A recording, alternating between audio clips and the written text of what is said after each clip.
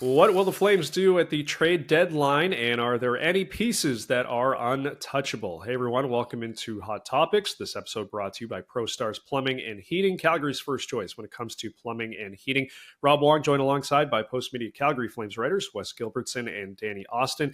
And guys, we will get to the trade deadline coming up here in a moment, but got to quickly touch on the game last night as the Flames with a 6-goal outburst defeating the Philadelphia Flyers 6-3. Wes, we know all season long, goal scoring has been a bit of an issue for this team, and they finally find a way to put up half a dozen, albeit against a team in the Philadelphia Flyers. But should that be giving the Flames, the fans, the organization some confidence that maybe there is some more offense on the way, or is that sort of just a blip on the radar?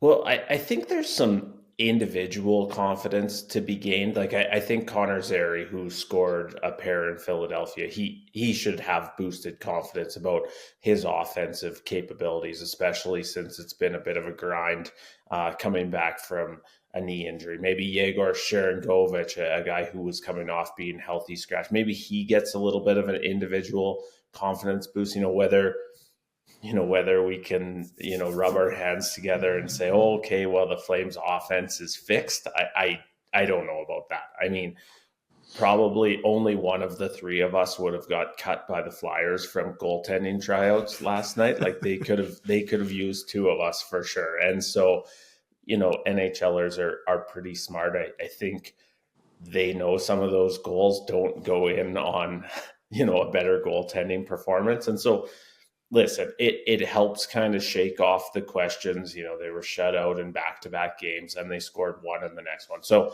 you kind of put that immediate funk behind you. But, whether we can expect the Flames now to rocket up the NHL goal scoring charts, unless they can take Sam Ersson and Ivan Fedotov with them to Dallas, I probably don't think that's going to be the case. Yeah, like it's a very strong no as an answer to that question. Like it's worth noting that the teams that they went 9 periods scoring 1 goal were the Tampa Bay Lightning, the Florida Panthers, and Carolina Hurricanes. Those are like very, very good. I'd argue all three are probably Stanley Cup contenders. All three are in the top 10 defensively in the NHL. The Flyers are the opposite. I believe that they're bottom 5, if not bottom 6, in terms of goals allowed. If you're the Flames, though, like you get to play both teams. So I think that it is a wake-up call playing those elite teams and seeing what happens on the road, because we're going to talk about, the playoff push and all of that. You're going to wind up with realistically the second wild card seed. It's the best you're going to get, and you're going to be playing an elite team in the first round. So those games are far more representative of the challenge that lies ahead than what happened against Philly. But at the same time, like you play 82 games and you get to play the bad teams as well, and good on the Flames for going out and laying a beating, taking advantage of some goaltending that I can tell you if it was on the Flame side, it would probably be the thing that we'd be talking about this morning. Like you still got to play the bad, I don't want to say bad teams, but the less elite teams. And then they did, and they won, and that's good.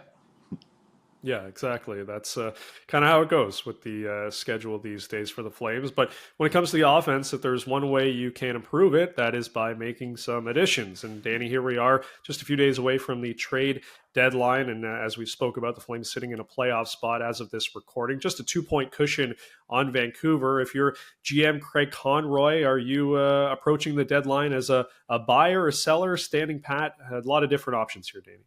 I am approaching the deadline with a clear-eyed view of the future. I think that Craig Conroy, to his credit, and I really mean that, that's not just me saying it, like has been very consistent with his messaging. They will make moves for guys in their early 20s. They will make moves for guys who they believe can improve the team not only this year, but going into the future. And I am relatively emphatic that I think that that's the right approach. I think that the Frost and Farabee trade, while we're still very much waiting, and we may be waiting until next fall to get a good idea of who they are and what they can bring to the team. I don't think they've blown anyone away necessarily in their first month with the Flames, but they fit the profile and Conroy made the move. So I firmly believe, based on sort of my conversations with people, that the Flames are aware of where they're at. It would be a huge accomplishment to make the playoffs. That would be something that they would celebrate and that they're actively going for.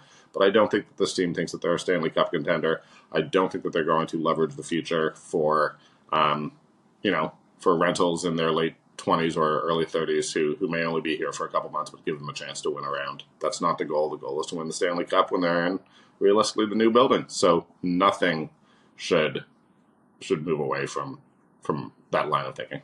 Yeah, the Flames have two pretty clear needs, right? They need a young left-handed defenseman to pair long-term with Mackenzie Weegar, and then they need a young, preferably right-handed center. And we all love to read, we love to read the trade boards and who's available.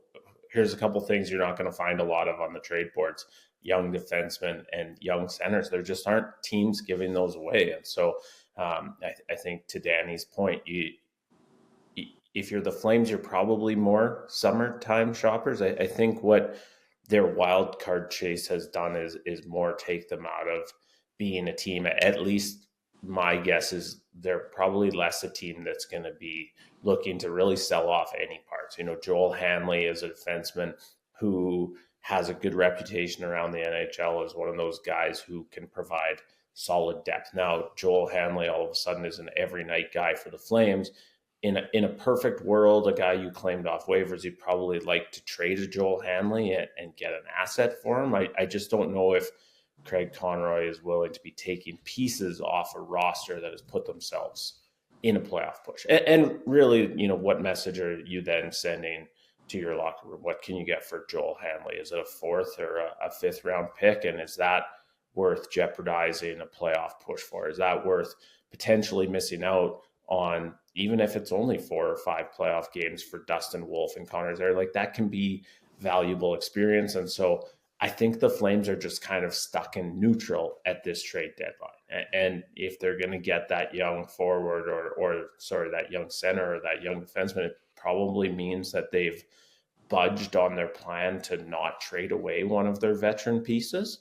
You can't kind of have both. You can't keep all the veterans and land a really talented young guy. And so I see them just probably as more of a stand pat piece at this deadline. All right, well, since we've sort of laid the groundwork here, that seems unlikely the Flames are going to do anything major and will not be swinging for the fences. Let's play hypothetical here for a second, Wes. And if something were to come down the chute for Craig Conroy where he could take a home run cut, are there any pieces that you feel that would be a no-go in negotiations with other teams if that were to occur? There's probably only two for me right now. I don't think you're moving Dustin Wolf. I think you've invested heavily in this young goalie, a guy who's now in the Calder Trophy conversation. You want to see where this rising star is headed, and you're probably not getting. Of course, everyone's going to ask for Dustin Wolf. He looks like he could be a superstar goalie in the NHL. Well, you're not sending that guy out the door because you don't have anything remotely close to replacing him in your system. And then you're looking at, we talk about how hard it is to build or develop young defensemen, young centers. Well, if you're starting from scratch in net, that's what best case scenario, a 5-year plan. And so Dustin Wolf's the one untouchable for me, and the other, just based on the stats and the tidbits we keep hearing, is Zane Parekh, their 9th overall pick from this past year. Now one of 2 OHL, OHA defensemen to record multi 30-point games, I believe is the stat. And the other guy's Bobby Orr, who I think had a pretty good career. I'll have to Google that later, but you're probably not trading Zane Parekh. You want to see where that goes as well. Yeah, I mean, the Zane Parekh thing is to the point. Wes and I had this conversation not on camera fairly recently. I actually think that the fact that he basically, he has to play in the OHL or in the NHL next year. He's too young to play in the AHL. As far as we know, right now, if you have signed an NHL contract, you cannot go play NCAA. And I think the Flames have to make a place for him in the lineup next year. I think it would be a complete waste of a development season to have him down dominating for a 3rd season in a row guys who are younger than him. It doesn't make any sense. You got to start making the transition. So I am increasingly high on a pick that I think a lot of us were high on from the first place. But I also do think, and I'm trying to basically say something interesting here, let's be honest. But, when you ask about guys getting traded and whether they're a buyer or a seller, I also think that you can't really trade one of their sort of, we don't call them the core 6, but that leadership group. I think that if you trade Nazem Kadri, you probably have to, be doing the other guys a favor and moving them out of the door as well. So I actually think that it's both reasonable and smart for this season for them to be holding pat and saying, you guys have earned the right to compete for a playoff spot together. So I don't think you'll see them move any of those sort of senior veteran guys who have done such a good job helping this team overperform despite not being able to score a lot of goals, despite, figuring it out in net. It went really well, but, there were questions there. So, I really think that after a couple of years of felt like the Flames were making more moves than anyone in the NHL, actually a little bit of peace and quiet right now could be the best thing. Yeah, we all remember how hectic it was last year for two of the three people here with all the moves that were being made ahead of the trade deadline. Feels like it will be a little bit more quieter, but we'll see how it all shakes out. As always, leave your thoughts in the comments section below. For Danny Austin and Wes Gilbertson, I'm Rob Wong. Thanks for watching, and we'll talk to you next time.